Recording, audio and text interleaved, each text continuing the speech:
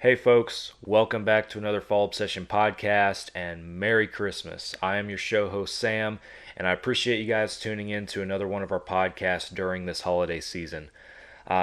We get to do a lot of really cool stuff here at Fall Obsession, but one thing that I really enjoy doing for the past 3 years now is being a part of our annual veteran hunt giveaway, basically. It wouldn't be possible without our hunt host these last 3 years. One of our staff members, Mr. Waylan Langford, he donates a whitetail deer hunt for a veteran to come out, get away from normal everyday life, get in the outdoors, spend a weekend in deer camp, and hopefully go home with a nice Texas whitetail and some meat in the cooler. So really great opportunity that we've gotten to do now. This is, like I said, our third year getting to do this, and I'm very fortunate to have the opportunity to be able to tag along as a cameraman and as a producer now on this hunt every year, which is really enjoyable. But part of the deal for the winner of this veteran hunt is on the second evening there in deer camp, you sit down and record a podcast with us. And that's exactly what we did. Miss Bridget was our winner this year in our third year doing this, and her husband Larry actually got to tag along on the hunt with us. So we sit down with her and her husband Larry and another guy there in deer camp, as well as myself and our hunt host Waylan, and have an awesome conversation about the weekend, about the hunt, and of course about Bridget, her life, and her military service and everything. So hope you guys enjoy this podcast. Couple things I want to hit though in this little intro segment before we get to this week's episode. The first one being, just real quick, I know our last two podcast episodes, 166 and 167, were about our flatland Colorado deer hunt with myself, Tim Burgess, and Mike Teepee. Great episodes. I won't say any more than that. If you guys haven't listened to them, go back and do it. But we left off the last episode titled Flatland Whitetail. It was kind of open-ended. We were still in camp. We still had a little bit of hunting left to do, and we didn't know if we were going to record another podcast. But we told y'all that we would tell you guys how it ended, and that you guys could hopefully expect another episode. That's why I'm talking about it. On the last day of the hunt, the day after we recorded that second episode, Tim was very fortunate to put his tag on his biggest muley to date. And we're going to save the rest of that story for that podcast. I still got to get with him and record the third and final segment in that Colorado deer camp saga, but that is coming. There's more of that story to be told, and we're going to get it on here on the podcast in the very near future and share it with you guys. So stay tuned for that. And then before we hit the episode up, we got to give some shout outs to our partners that have joined our Fall Obsession podcast family and are helping to make sure that you guys are getting a new episode every single week. That first partner and our flagship sponsor for Fall Obsession podcast is Hoot Camo. The guys over at Hoot are very down to earth. They're blue-collar guys just like you and me, and they design camouflage. They're Texas-based. They design the gear. They design camo patterns. They do the whole 9 yards, and their goal is to provide high-quality camo that is on par with the industry leaders, but at a price point that blue-collar guys like me and you can afford. So if you're looking to get into a good, high-quality set of camouflage, maybe you got a little bit of Christmas money burning a hole in your pocket, go to hootcamo.com and use the code FallObsession15 at checkout, and that's going to save you some money when you go to place that order. So go check them out. I've worn their camo this year in Texas and in Colorado, and the results are just incredible. I got nothing bad to say about this gear. It's some of the best gear I've ever worn in my life, and I'm going to continue to wear it as long as Hoot will let me. So Hoot Camo, go check them out. Next partner is Ridge Rock Hunt Company. Derek and Lacey over there in Mississippi. They have a large network of vetted and trusted outfitters that they want to set you up with. So if you are looking to book a hunt, maybe you've been saving up for that bucket list hunt, you're looking to change it up with a different adventure, whatever the case might be, give Derek a call.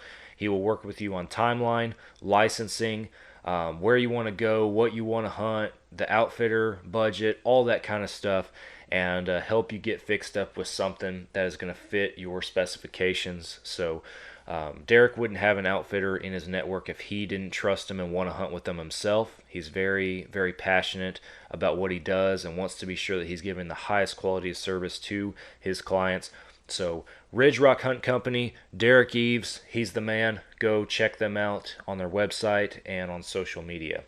Finally, the Outdoor Call Radio app is also a podcast partner. Outdoors Dan from Respect the Game TV, he created an app that you can download on any device where you can stream hunting shows and podcasts on a loop every single day of the week. You'll catch Fall Obsession podcasts playing throughout the day on Mondays, the same day as our new publications, as well as plenty of other shows that you guys know and love. So if you haven't downloaded the Outdoor Call Radio app, go download it today. And be sure you follow Outdoors Dan on Facebook and Instagram. He does a couple of live broadcasts a week on Wednesdays and Saturdays at local Midwest radio stations.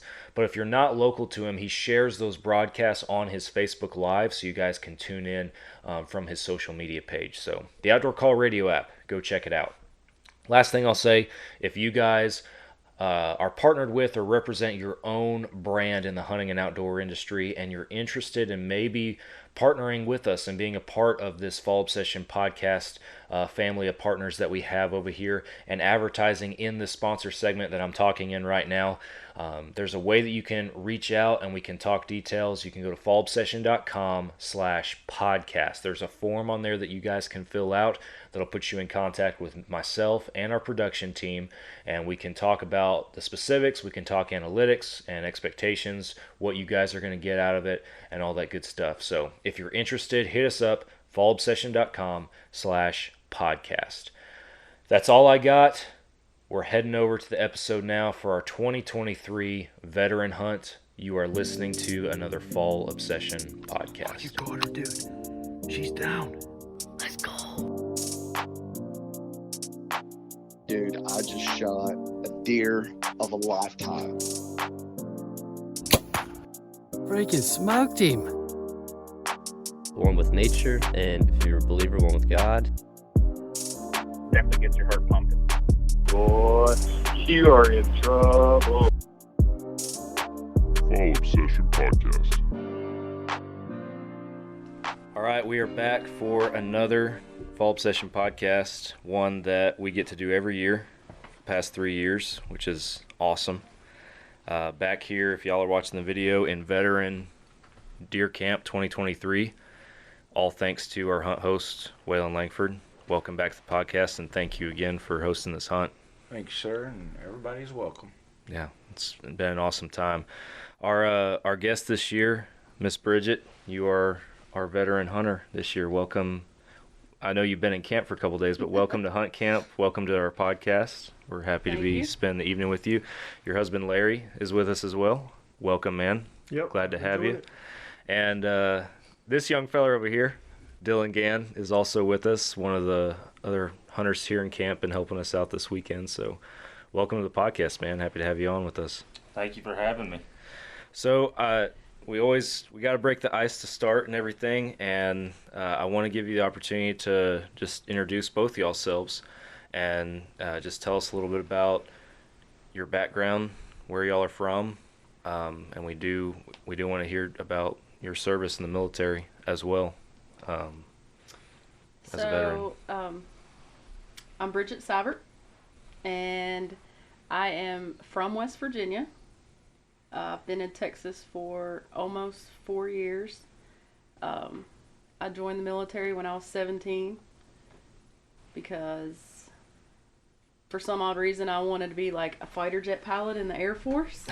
And then the Army recruiter came along and made it sound, wonderful, and so I ended up in the Army instead of the Air Force. Looking back, I wish I would have been in the Air Force because they got it a little bit easier. But I served 14 years total, and I enjoyed it. I miss it sometimes, and then other times I don't. Yeah. But where were you stationed? So the the last 10 years of my military career, I was with a field artillery unit in the West Virginia Army National Guard, with a great group of guys that became like brothers and dads to me. And I was a truck driver, 88 Mike, and attached to a field artillery unit. So at that time, all combat MOSs were still closed to females. So I was attached to them as a truck driver. And they all kind of took me in under their wing. After a while, at first, they weren't happy about it. I was the first female on that unit, and they didn't like it at all.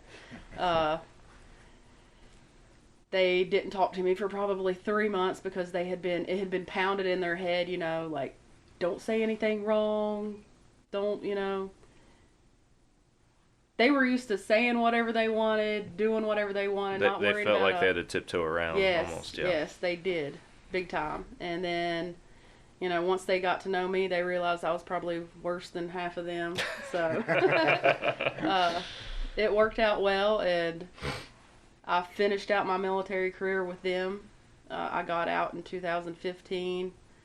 I just was at that point, that I was kind of done. Yeah. I was getting a little burnout, and the military was changing, and my son, he got tired of me being gone a lot, so that was that. Did you deploy at all? I did. I deployed in 2010 to Kuwait, and I was stationed in Kuwait in Camp Buring, and then we worked in Iraq.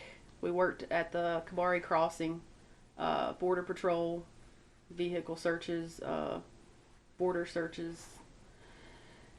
I had a fairly good deployment. It wasn't terrible, thankfully. But it was an experience that, helped mold who I am today. Right.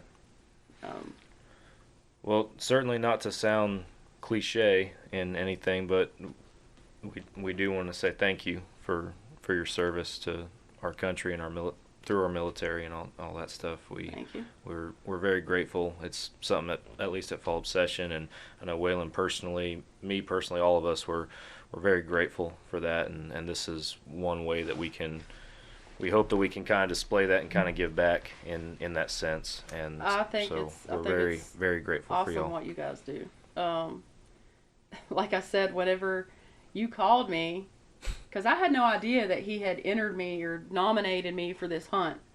No idea at all. And so when you called, I think we were leaving Walmart, and I didn't answer the phone because I didn't recognize the number. Yeah. And because I don't like people, and I just, I'm like, I don't know who this is, but I'm not answering the phone.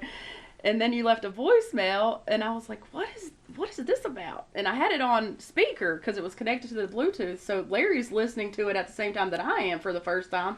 And he's just looking at me, and he's like, you won. And I'm like, I won what? What are you talking about?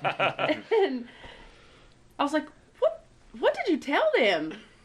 Like, because I'm very humble about my military service. I was in for, 14 years, but in my opinion, I'm like, I have all of my arms and legs, and I came home, and I'm still here, and so many people sacrificed so much more than I feel like I did, that I was like, so many other people deserve this hunt more than I do. Like, what did you tell them? And he's like, I didn't tell them. I just told them about your service, and what you do for me, and what, I don't know what the hell he told y'all, but this is unique because this is the first time in the 3 years that we've done this that we've had both the veteran hunter and the individual who nominated them for the hunt together. Right.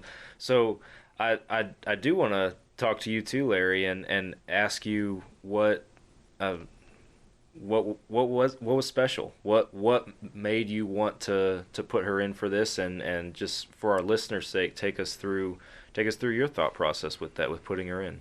So I've followed Fall Obsession now for several years, and man, I always want her. She is very humbled about her military service.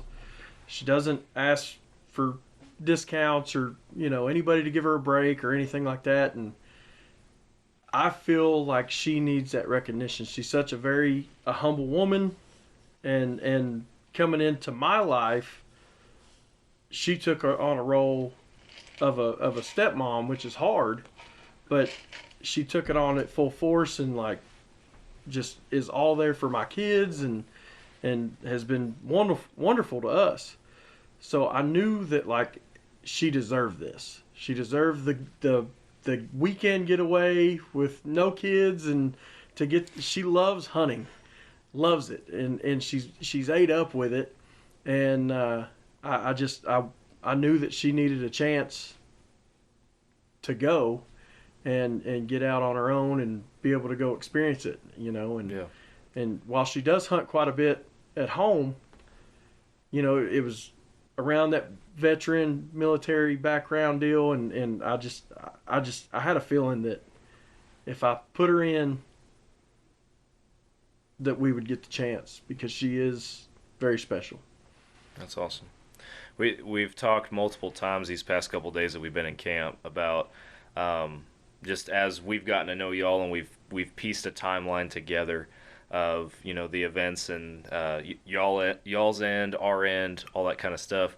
How God has a plan for everything and how things fall into place. And I know as we unfold the story for the podcast and everybody, I hope it's apparent to other people too. But it's apparent to me at least. I feel like this, you guys, coming out here, both of y'all together at that, being able to come out here, experience this together, and then all the other things that unfolded throughout the weekend, and given also what you guys have told us about your struggles with your own seasons and your own hunting efforts, and even in just hearing you talk, it's obvious that like y'all are very big even in your own hunting efforts on putting the kids and family and everything first too, which is really cool, getting them outdoors. You've shown us videos of your son recovering his deer just a few minutes ago and everything, and watching him go up there and everything it's awesome. But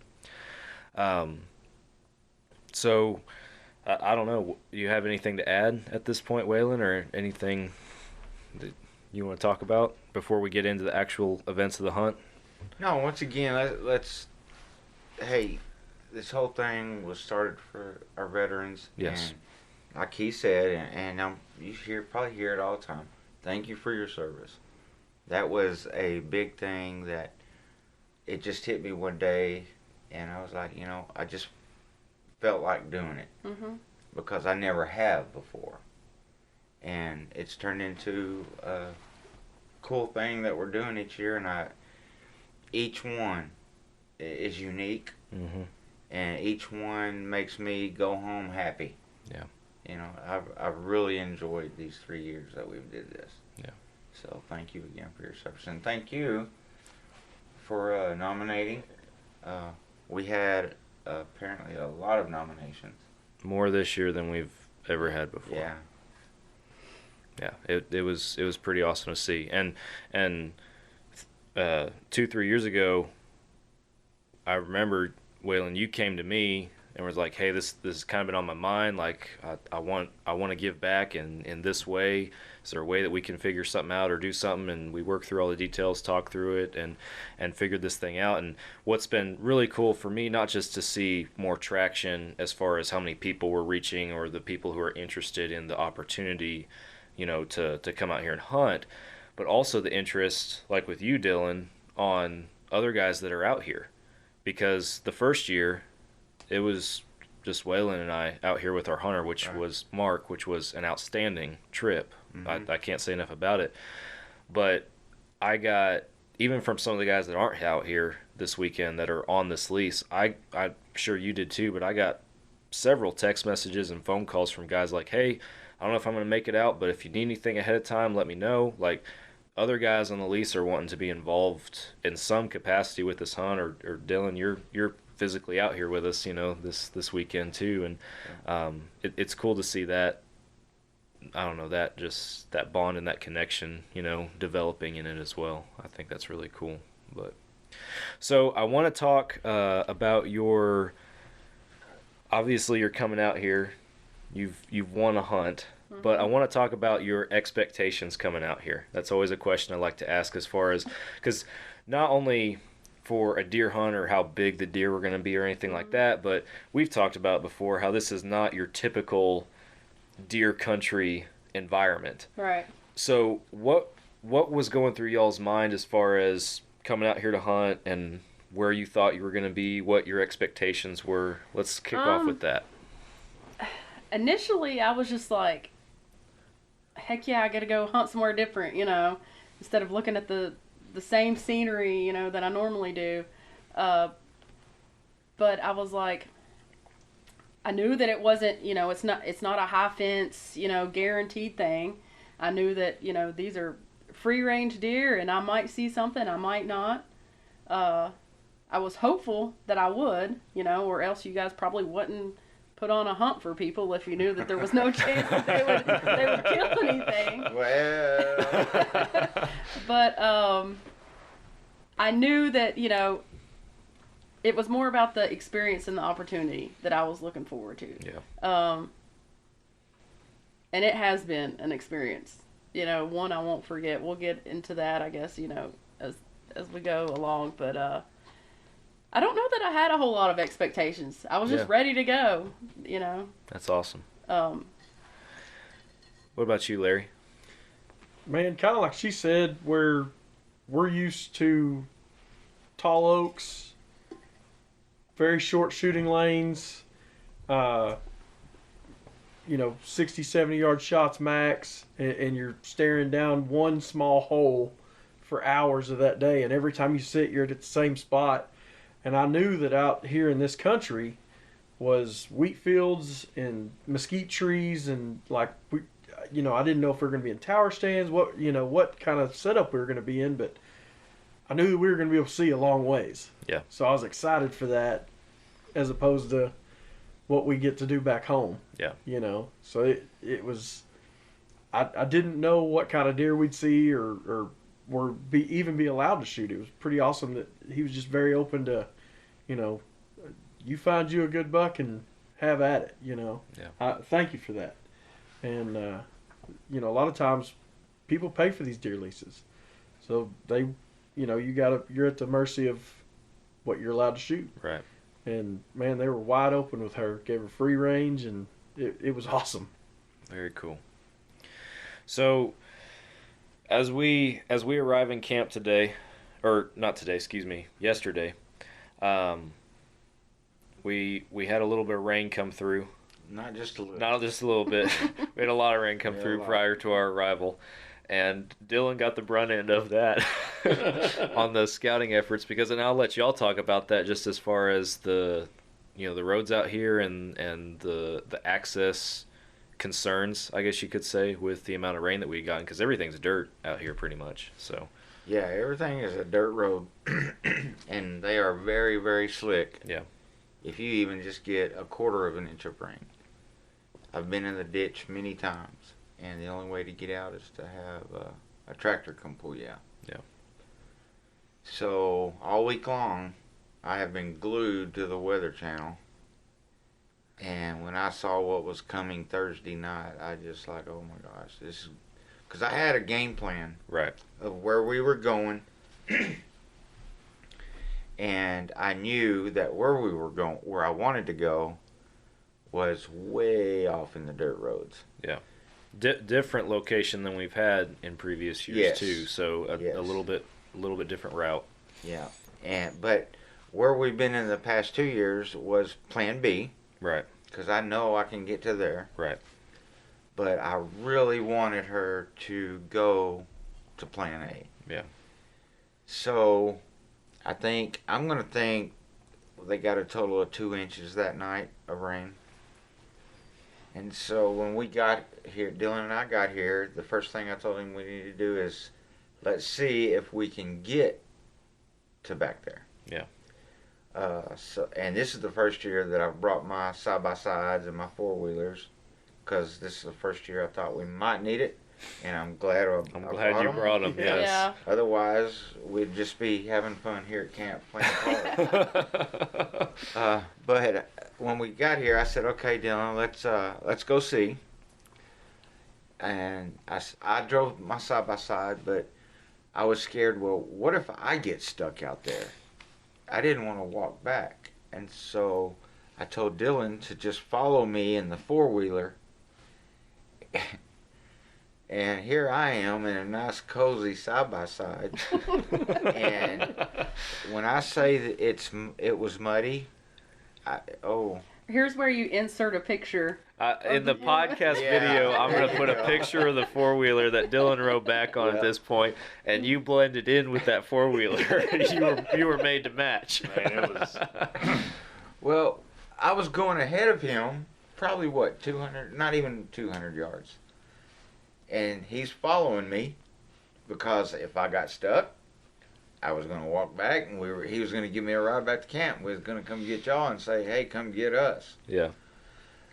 And I'm going, and I'm not really paying attention to him until I finally make it to the gate.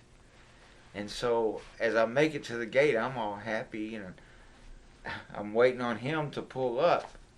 And when he pulled up, I didn't even say anything. I just started laughing, reached for my phone, and took a picture. He had mud everywhere.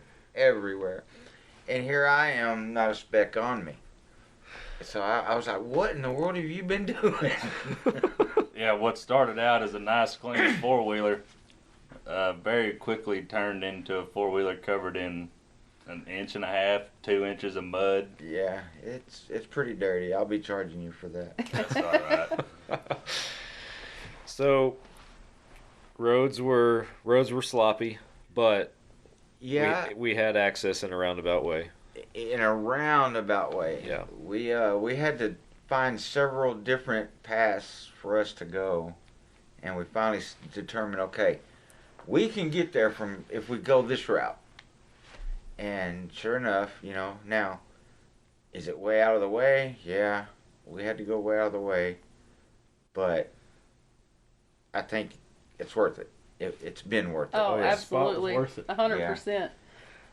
That's what I was gonna ask y'all, because obviously we can't get around a pickup, so every hunt we've been driving what's not too bad of a distance in comparison to stuff, but on a side by side with no windshield, it's a cold drive. It's at a 20, 30 minute miles drive per hour. Yeah. When it's cold.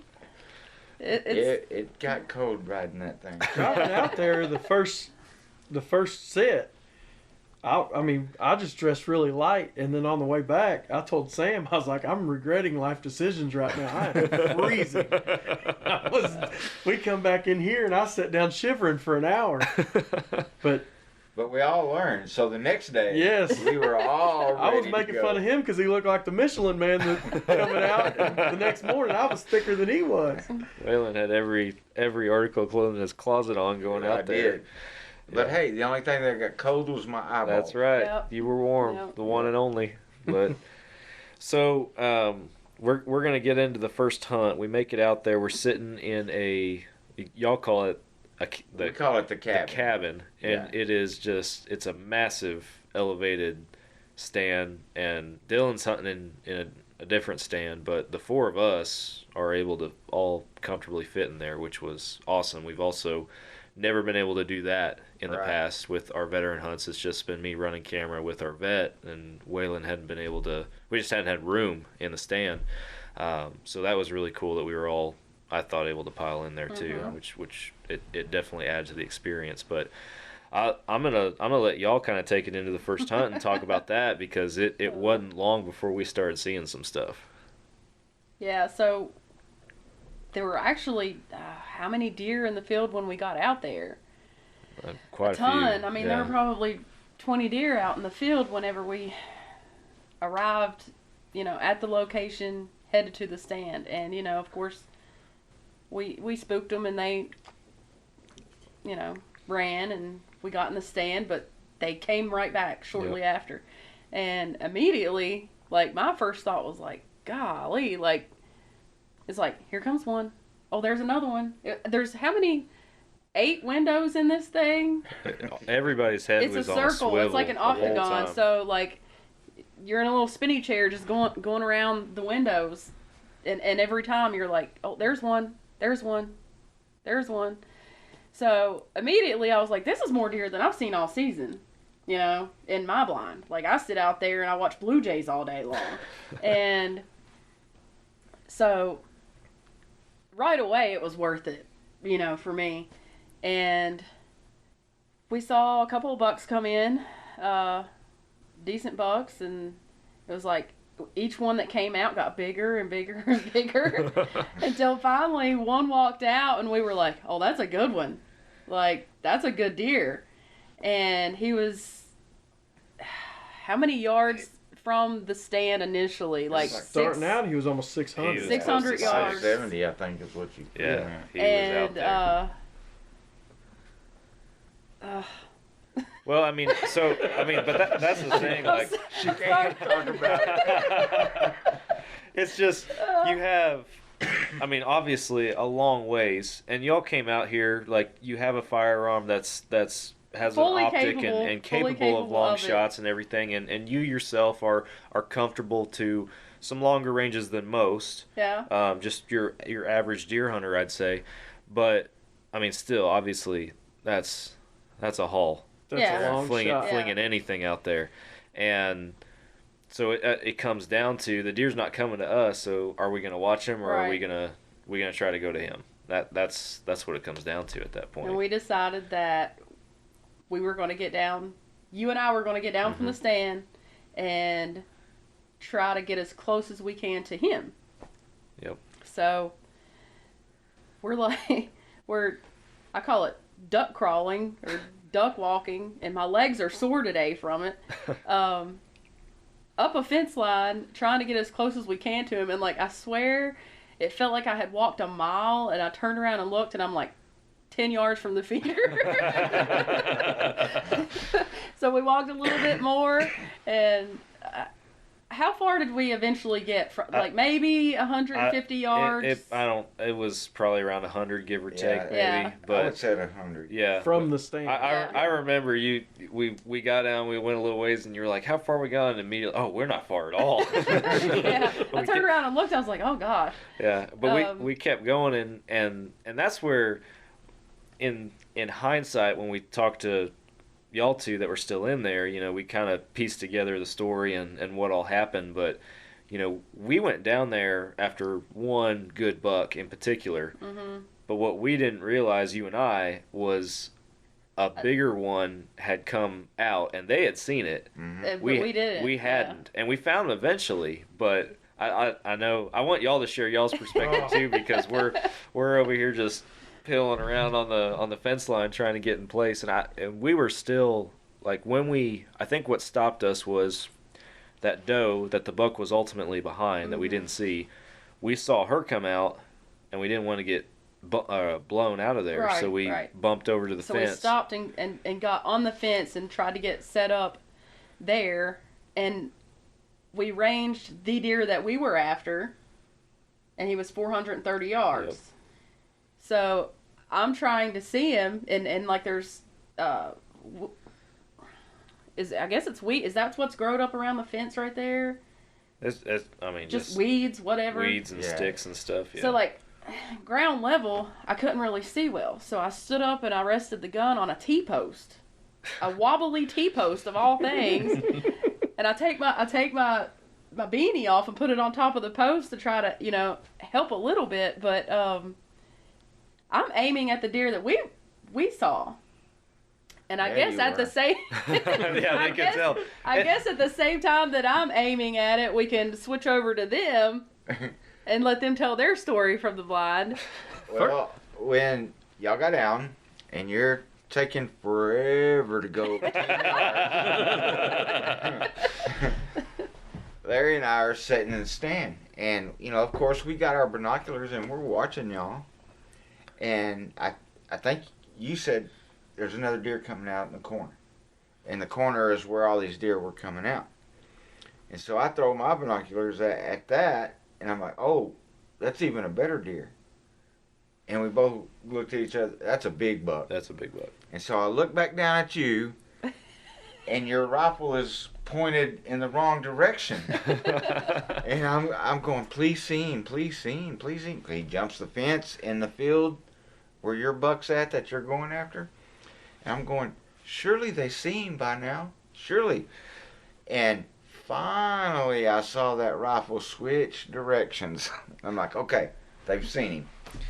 It was also we weren't just trying to get on the buck we went after, but we were just trying to identify which buck was which, because at that point there was like 6 different bucks in the field. There's multiple bucks out there, some big, some small, and at 430 yards we can make out antlers, but we're trying to figure out which ones one are he which. was. We're facing west, so the evening sun's coming into our faces, and they're like silhouetted against that back fence line and weeds on that field that they're in. So I'm just studying these deer, trying to figure out which one's which. I'm asking him, I'm like, which one is it? And then he's like, it's that one right? I'm like, which one is it? And he's like, okay, do you see this deer, or whatever? And then he's like, it's 4 fence posts to the left. And so, I'm out there, this, trying to figure out. And that's in a field with about 60 deer. Yes, there were like 60 deer in that field at the time. I was like, do you see the buck that's under the fence post and the windmill or whatever? Again, I said. She's like, no. Do you see the doe that's out by herself? No. It's like, I'm trying to think, because it all looks the same. I'm just like, what can I use as a landmark to put you on the right spot? Yeah. Because at that point, I think especially when I got excited was when I did finally see the buck that we were after.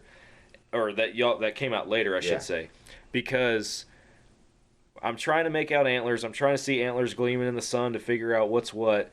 And when I did finally see him, his rear is directly facing us. He's facing away, straight away.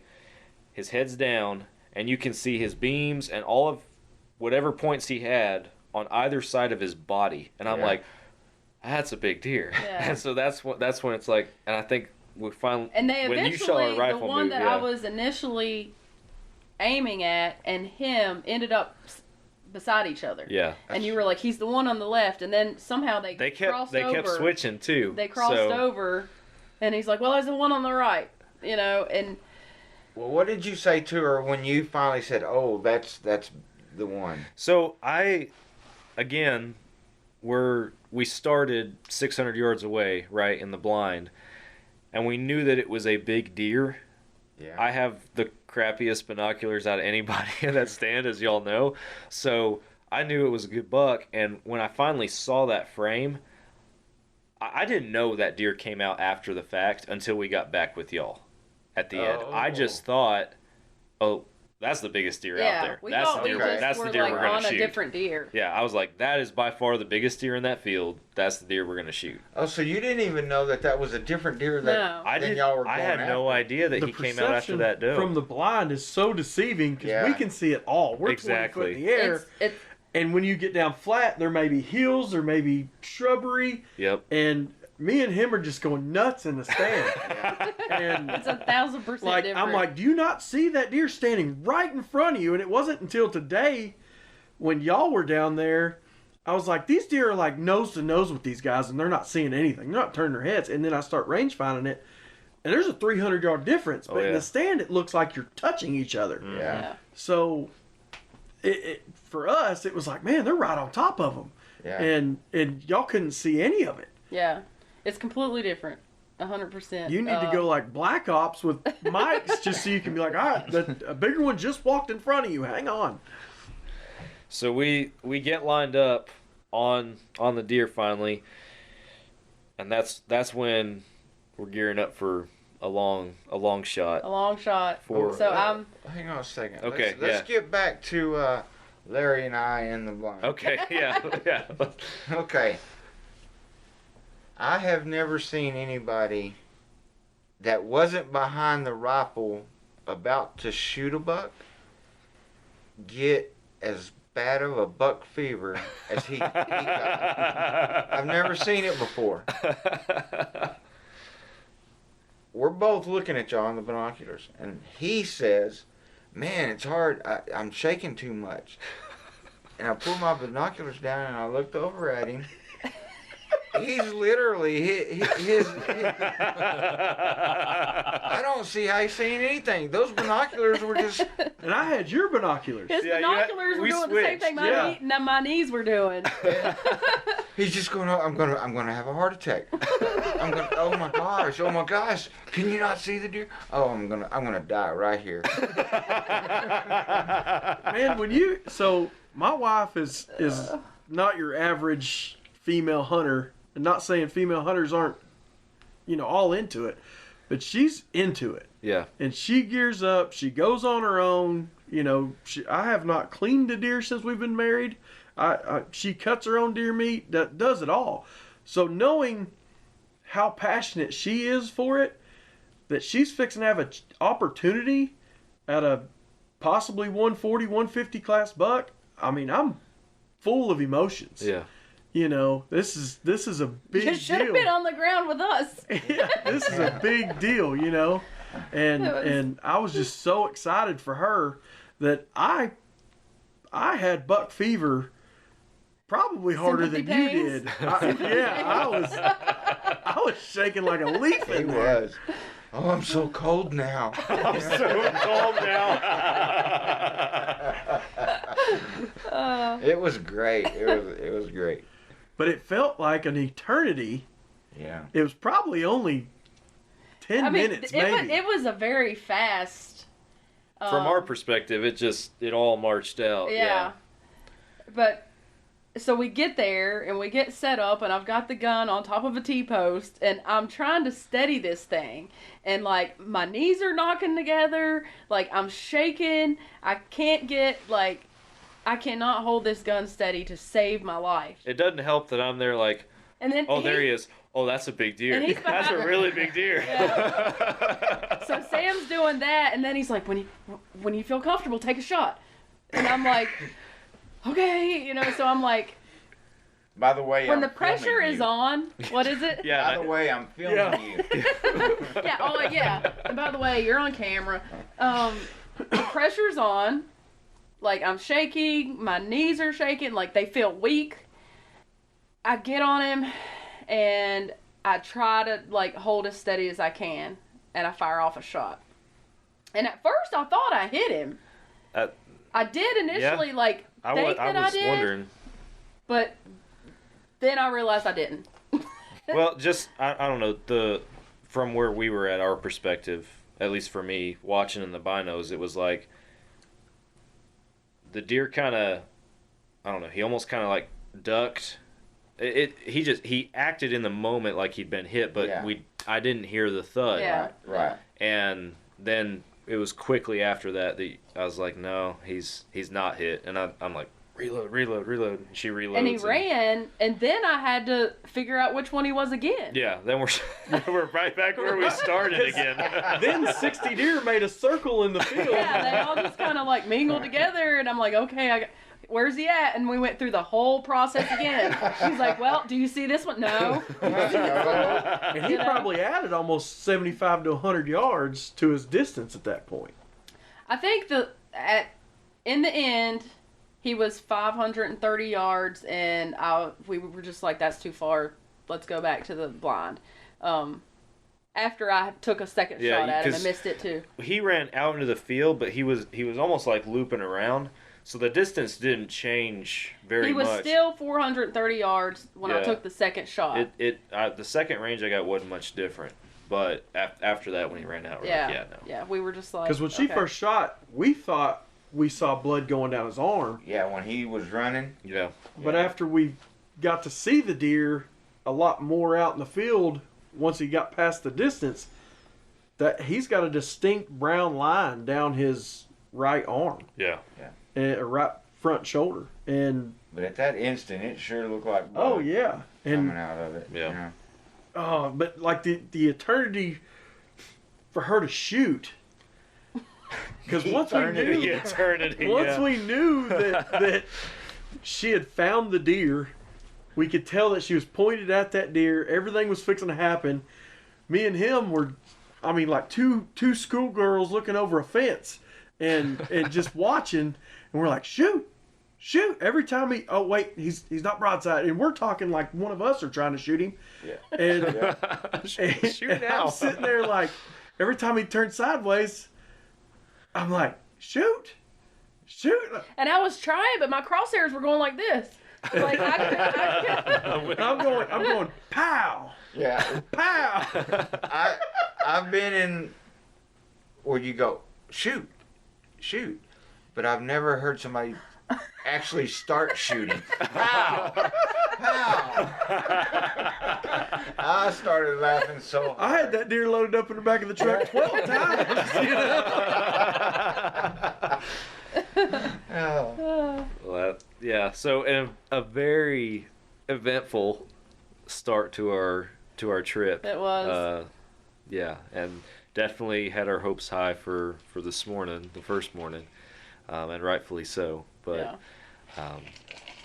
so going in there this morning, it was. I mean, we knew this deer was in there, and they ran farther out into the field. And Waylan, you told us, you were like, no, we'll be back in the morning. They're coming back into those trees in the morning. The trees they just came out of, they're coming back. And sure enough, you weren't lying. Yep. Sun started, as soon as we could see, there were clumps of deer out there in that field this morning. Oh, yeah. I think he was already in the field. We never saw him go into the field, so we think he was in the field when we got into the stand, because it was dark. And when I say he, we named this deer Lucky. Yep. Because I missed him twice. And so, still kicking. we were like, oh, there's Lucky.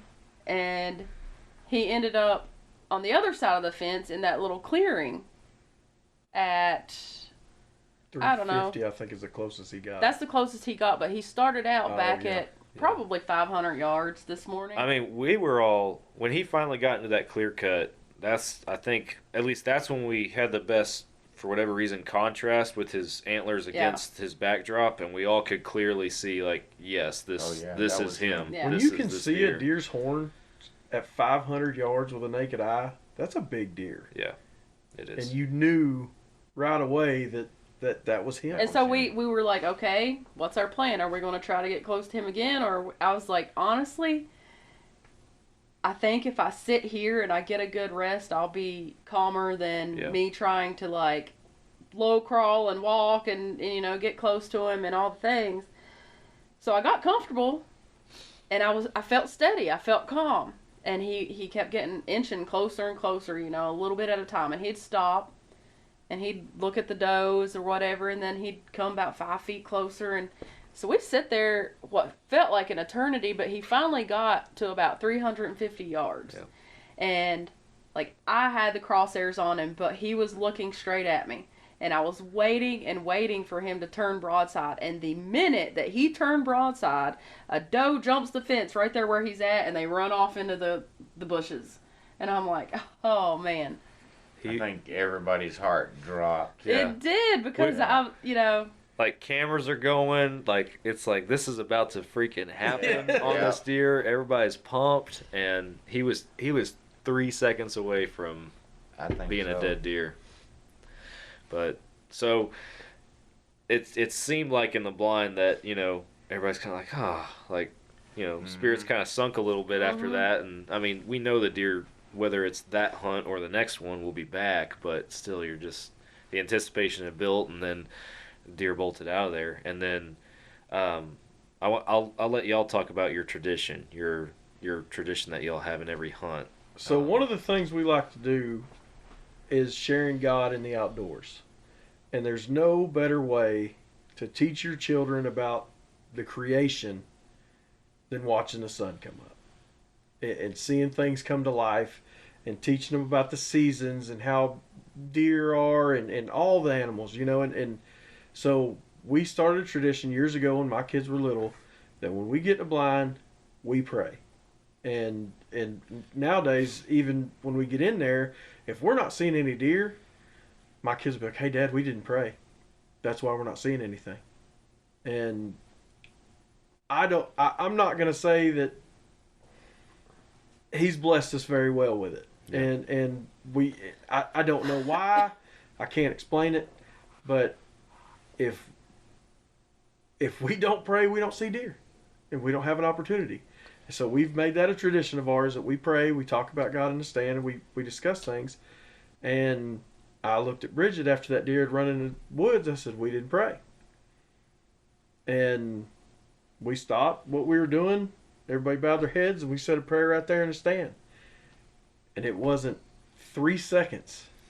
So, and it's not like we prayed for a deer. We prayed for, safety and thanked him for the opportunity and, and all the things. I didn't want it to sound like we were, dear God, please send me a big buck. Right. It was, Exactly. We thanked him for the opportunity and for the fellowship and for the friendship that we've made and, Right. and all the things and bless this hunt, and it wasn't no sooner than we said amen.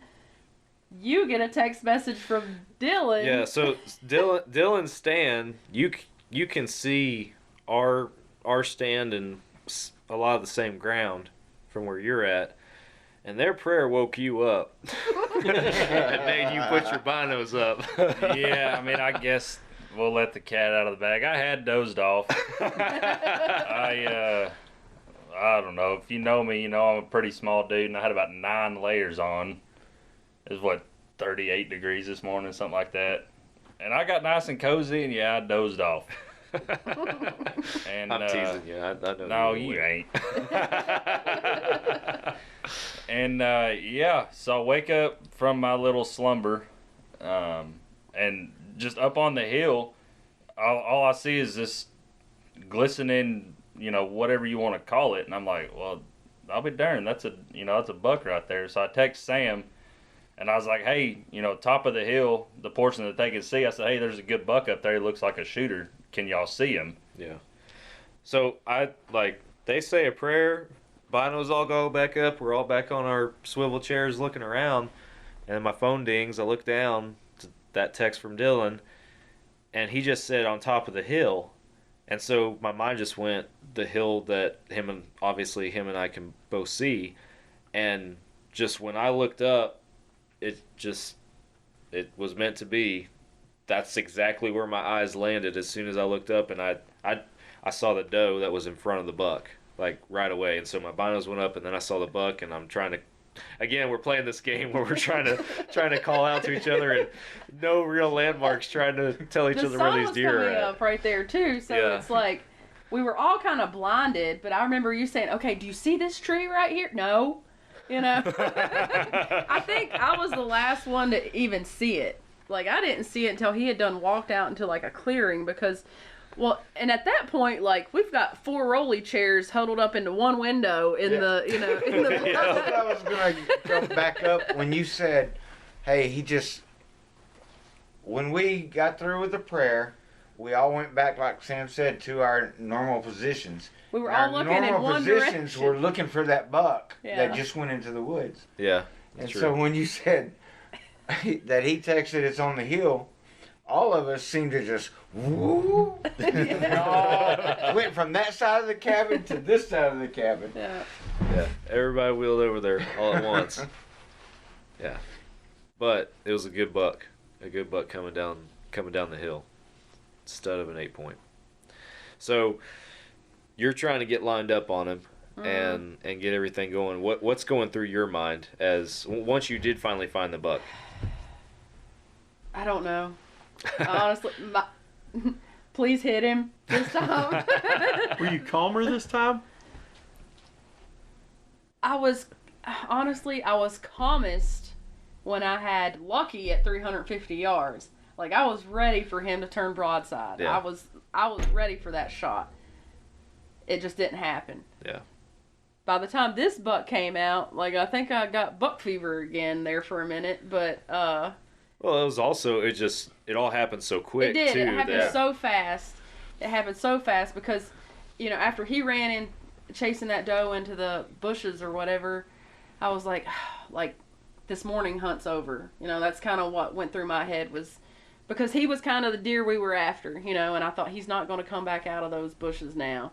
And so when this one appeared and y'all were like, oh, I honestly have no idea what that buck looked like until we walked up on him, because all I know is y'all said he was a good buck. He was a shooter, and I was like, okay. Because when I seen him, I was just looking at his body, trying to get a good, shot That's at the him. best thing you can do a lot of the times. So on a big deer. I was relying on you guys. Y'all were like, he's a good buck, he's a shooter, and I was like, okay. So, I got a shot. I think it was like 200 yards. Right at 200. Yeah. And he immediately, started staggering around, and we were doing the high fives, and everything, and he staggered around forever, and then went behind a tree and stood there, and he fell over, or did he get back up after he fell over the first time? He got back up. He got back up, so I had racked another round, and I shot him again, and I don't know, for good measure, I racked another one and shot again, but he went down. Yeah, he dropped him. He dropped, and I think after the first day's hunt, I was just like, I'm making sure I don't care how many rounds I put through him, like, I'm making sure that he goes down. But he went down, and we were all just like celebrating, and I had no idea what he looked like. They say I just shot a buck. Yeah. Get over and it's a spike. Yeah. Well, and then you're in your stand, and I like the theme that the trip has turned into with various people throughout the trip having a bird's eye view. But you're over there after you tell us the deer's there, and you're watching the whole thing practically. Yeah, I see the rifle barrel come out of the window of the blind. Some, switching between the rifle barrel and the deer, and for what seems like forever, nothing's happening. It's just, you can hear the birds singing, and I'm like, okay, shoot. Crickets. Shoot. Pow! Something.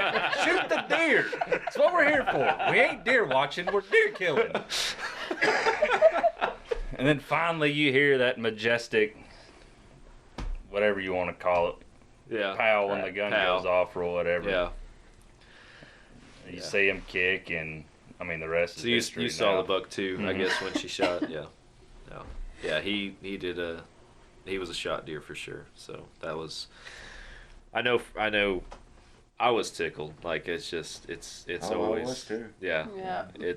Nobody, and as we've told y'all, you're the first vet we've had on this hunt that has gotten their buck that early, so which I think is awesome. We like getting it taken care of, not taking it down to the last minute. So. It was funny because as soon as she shot her deer, I looked out the other window and said, "Lucky's back." Yeah. Very convincingly. Sam and I ducked because we knew some fists were coming. She turned and looked out the window. I was like, "Just kidding." And she was ready to choke me. Oh, yeah. I was drawing up divorce papers in my head. That was pretty funny. So, when you did finally get to lay eyes on this deer that you had shot, that everybody told you was a good buck, Yeah. what was going through your mind? Well, first, it's because we're all out there kind of scattered around looking for him, because we knew where he was. He wasn't that far from, 200 yards in front of the blind, so let's just walk that direction. But we're all looking for him, and then I think Waylan and Dylan spotted him, and they were like, "Hey, we've got him over here." And so I walked over to where they were at, and they pointed to where he was at, and all I could see was his horns, just laying up from the ground. And so I went over there to him, and the first thing I noticed, and I think what I love about it the most is, both of his brow tines were broke off, and, the tip of his main beam was broke off. So I'm like, this is a scrappy little fella, and I love that, that's what I loved about it the most. It has a story. It's not just, a pretty little rack. He's got a story behind him. Yeah. And I think I loved that most about when I first seen him. And she says, "Little fella, this is a 150, 170 pound deer with a really nice rack on it. It's a big buck." I don't mean little fella. That's just what I mean. Is No, a stud of a Texas Yeah, 8-point. yeah. Like I'm a sucker for 8 points, and Yeah. that's I would shoot him if he was on my place. And this for is sure. her biggest buck yet. Yeah. That's You awesome. know, when she moved down to Texas and we got together and started hunting, this whole idea of management and waiting on a big one. I had the if it's brown it's down mentality when I Yeah. moved down here. You know, growing up in the mountains in West Virginia, you shot whatever you had an opportunity to kill, Right. Because you're hunting for meat, and you've been in the mountains all day. Whatever comes in, you're gonna kill, and so I come down here and trying to learn this Texas buck management thing, and you know, Larry's like, "No, you can't kill down." I'm like, "Why not?" You know, and you know, a lot of counties in Texas have the, you know, restrictions and Yeah, the 13-inch rule. 13-inch rule and all that stuff, and I'm like, 13-inch rule? Like, you should see all the little 4 points I've killed in my life. You know, because we killed for meat growing up. That's Yeah. what I was used to. No, that's one thing that I've, even in the last year, I'd say I've grown to understand the contrast between, you know, Texas and other places where that's yeah. the mentality. Because, you know, I've grown up hunting Texas my whole life, and certainly in recent years trying to be more management minded. I've let a lot of deer walk, and you know, I have a friend that recently came down to Texas and started hunting Texas, coming from the Pacific Northwest, and same mentality. If it's brown, it's down. So I've been trying to educate him on the Texas way of hunting, but then, like, I go to Colorado and it's like, first deer I get a shot at, I'm freaking shooting it, you know. So it definitely is. It differs, you know, kind of yeah. where you go, And in a what field the like that, you opportunities couldn't are. afford the ammo to get all the brown and down. Oh gosh, no. There's a lot of them out there. So we another thing that I thought was really cool that I noticed about your buck is just the color of his antlers. It's very white. Almost And a pearl white. Yeah, I love that about a deer. That's unique to me, and that was even when the first glance I got at him when he was on the hillside, that was like, I knew it was a nice buck, but that was the first thing I noticed when I saw it was a buck, was how white his antlers were. And when we were walking up on him, I saw it again. I was like, wow, that's just a really pretty rack for sure. Yeah. And what's funny out here is you'll have a standing side by side. One will be white and one will be that chocolate brown. Yeah, that's crazy. I used to think, okay, well, it's the minerals, you know, because they're all chocolate brown. But how can this one be white and this one just be dark chocolate? I don't know what causes it now. Maybe there's a biologist or something listening to a Yeah. podcast so they can comment Yeah. and tell us the Yeah. scientific reason behind it. But 'Cause I'd like to know now. I'm curious too. I might get on the Googles when we're done here, look it up. But so we're all tickled to death. Get your deer on the ground, an Yeah. awesome buck at that. The story continued a little bit into the evening because Dylan still got a tag. Oh, we ain't got to talk about that. Oh, we will. It's part of the saga. We won't dwell on it for too long, but you and I made I don't know if valiant's the right word, but we made a sort of effort this evening to try and make a play on that deer because he was still out there, that big one. But yeah, I don't know. You want to talk about it? No, you don't. Not really. That hurted. Well, I mean, we got out there and it was, I don't know, it was after 2, I Yeah, guess. after 2. And There's already, 40 deer in this field? I mean, Yeah, there was a lot. like even going out like we did yesterday and there being 20 deer out there and bumping them to get in, out here, it's kind of like, okay. But for me, at least I thought when we pulled up, I was like, holy cow, that is a ton of deer to be out there in the middle of the freaking day. Yeah. That it blew my mind. And then, long story short, we tried to go in a different way than we had planned, because the original plan was just to drive the side-by-side right up to the freaking stand. Yeah. And then you and I were Which going we did yesterday, and Yeah. and you know, didn't seem to mess with the deer that much or anything. Like they went into the brush for about 30 minutes to an hour and come right back out. Yeah. Yeah, that was the original plan, and you and I were going to sit on a brush pile that was a couple 100 yards from where he had been coming out. Right. And actually where he was standing right next to when he was at 350. The previous morning, or for that her. morning. This morning, yeah. So, but the plan changed when all those deer were out there. We actually tried to sneak out into the field on a fence line to see if he was out there. And he wasn't. So y'all drove up, went ahead and drove up to the stand just to bump him out of there, let's get in place and get ready to go. And the freaking deer wouldn't leave. Like, there was a small 8-point sitting out there in the field, bedded down, just watching y'all. He just sat down. Yeah. Like, from the stand, we talk about, like, different perspectives from different... Like, I was watching him in the binoculars, and he's just chilling, laying there. And then I'd move, and I'd see, like, 2 little silhouettes walking up the fence line. And I'd turn back to him. He hasn't seen y'all. Turn back to... I mean, he just sat there. Like, they were didn't not... have a care in the world. They were not leaving that field at all. It reminded me of, like, Northwest antelope. Whenever you drive up there and see them, they just move to the other side of the field and then make their way back. Yeah. You know what I mean? They weren't leaving the field. They liked that open range and knew that they were safe. And... Yeah. No, we were... Because at first we were trying to sneak, and then it was like, all right, we just got to walk up there. Like, we got to get where we need to go. In place. Yeah, we were doing measurements with Sam's apparent favorite way, and it's, once again, we're back to the T-post ordeal.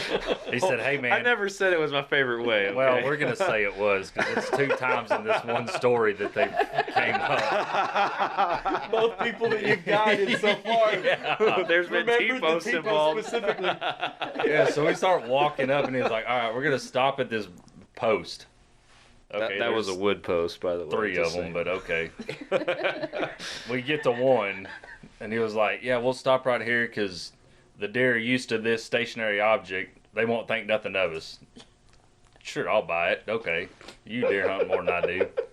I don't So deer we're hunt glad. like this. Do what? I don't deer hunt like this. Yeah. And then he was like, all right, let's move up 2 T-posts. We'll stop. We'll see if we're affecting them.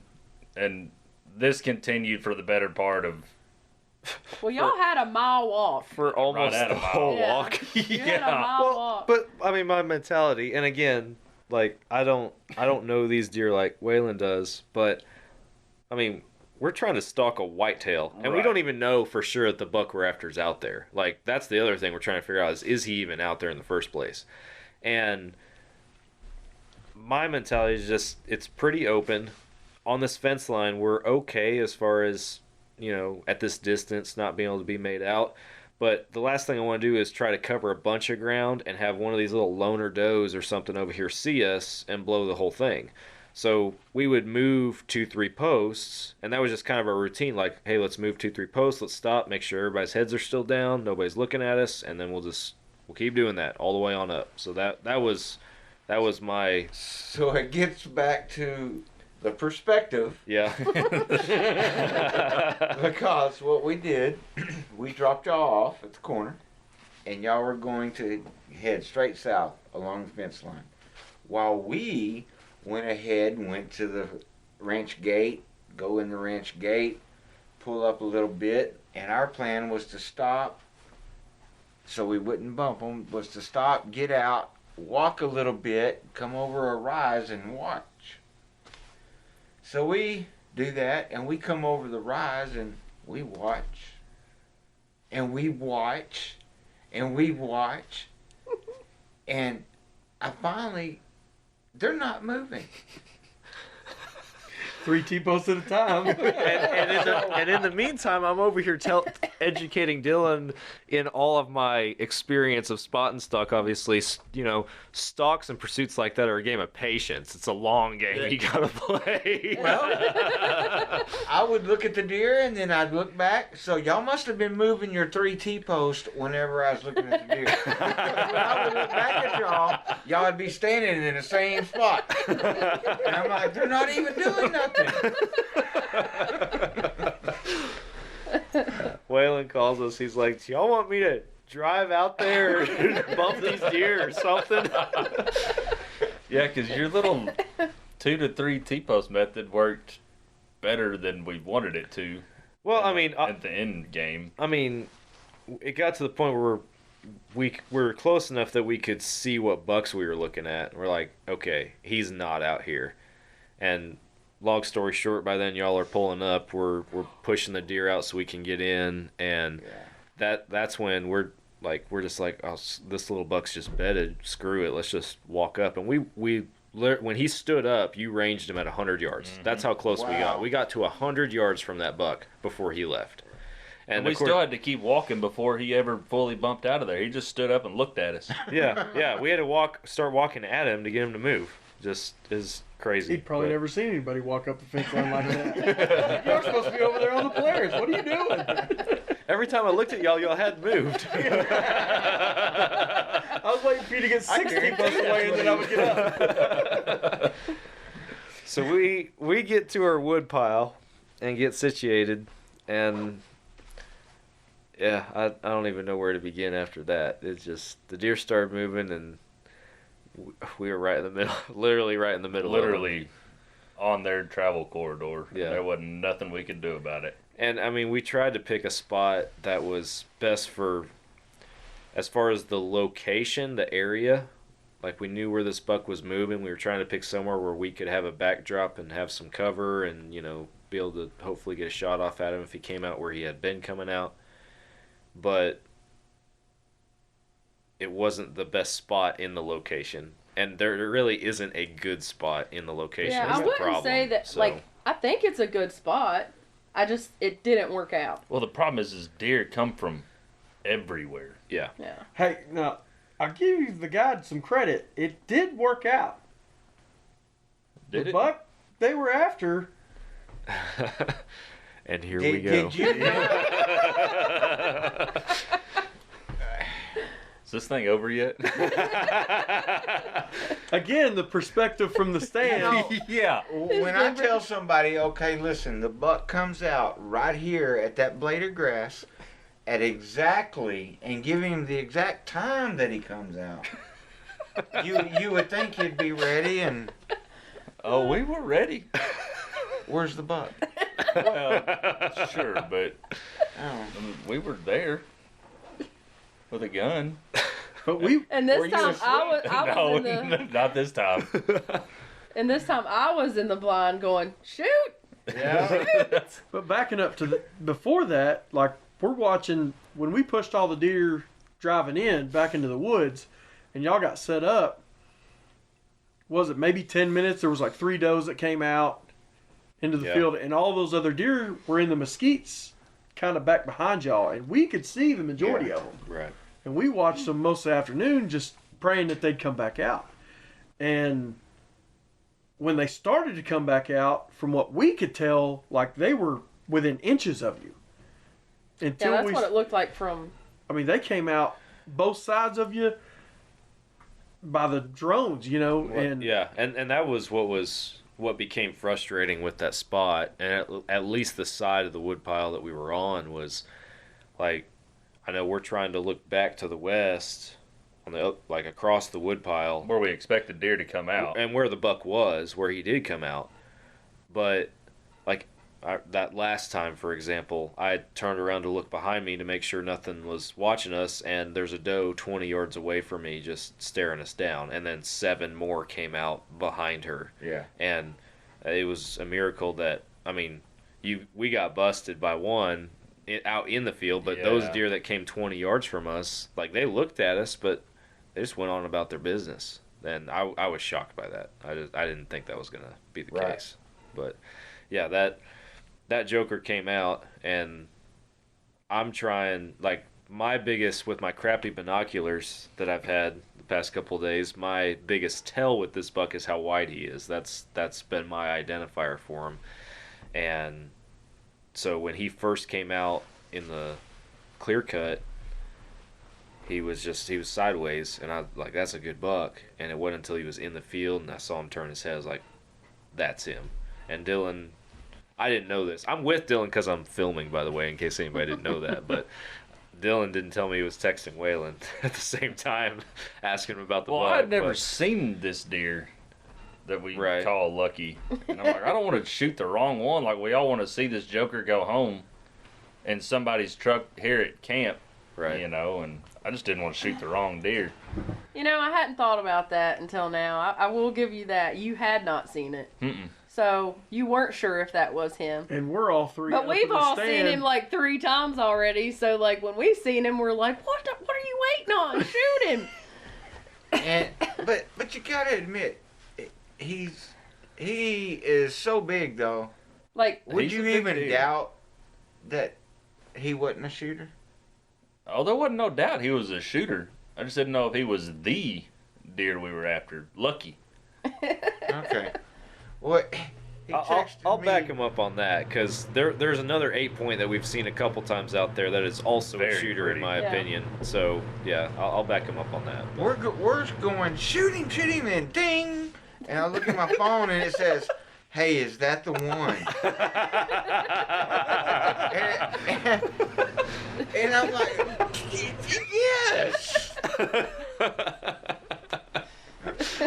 So then I start low crawling. You kind of got to paint the scenario though. The scenario Yeah. that you're on is fenced. So there's a big, huge wheat field on, would that be the north end? North side.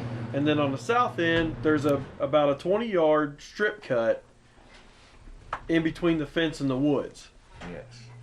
So the hardest part is they can't see some of the deer that are just on the other side of the fence because of the shrubbery. And we're watching the whole thing unwind. You know, shoot. I can only imagine there was probably some other words thrown in there too, but to save Sam on editing, we won't. We won't recap won't that use part. those. But when Bridget started hollering "pow," that's what got me. That tradition has gone around in a very Yeah. short period of Yeah. time out here. Like, this has been such a fun weekend and such a fun hunt. And like I was telling Waylan outside earlier, like, this deer has become part of the whole experience. Because it started with day one whenever I seen him and missed that 430-yard shot. And then had him in my crosshairs this morning, but just couldn't get a shot at him. And then this evening, this deer has been like the theme for the weekend. You know, he's got a name now and everything. And so we all want to see him up close and personal. Yeah. And so, like, you know, we were rooting for Dylan this evening, and so we're up there at the because where we're at, you know, he's right there in front of him. It looks like he could reach out and, you know, touch him, and we're like, shoot, you know. But Little do they know he's actually about 300 yards. He was, and so I think back to me being on the ground the day before, and I'm like. Like, it's so much different on the ground. Like, he probably can't even see the deer. I don't know. But for us, you know, being 30 feet up in the air, looking down on him, Yeah. you know, it looks so much easier and so much simpler. And then all of a sudden, we see this black speck just start Crawling out. and we're like, "Is that Dylan? Is that a skunk or is he moving?" we're like, what's he doing? What were you doing? Well, what happened was I was trying to see him. I knew he was in the field, and I knew he was in that far corner. But with just how the terrain rolls out here and everything, you just couldn't see him from where we were at the woodpile. But I look ahead to the fence, and you could tell that's where the deer go under the fence because all the weeds and stuff, there's a little opening there. So my thought was, well, I'm a pretty small guy. I'll just weasel my way up there, crawl under the fence, post up, and wham, bam, thank you, ma'am.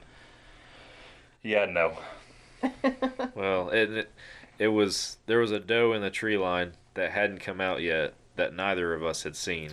Right. And she's the one that caught you. Yeah, because when I was crawling, I'd crawl, 5 feet? I'd turn around and ask you, because you could see him from your spot. We can see the buck, it just with the brush on the fence itself, and as far out as he is, that's where a shot through the fence into the field was questionable. Sure.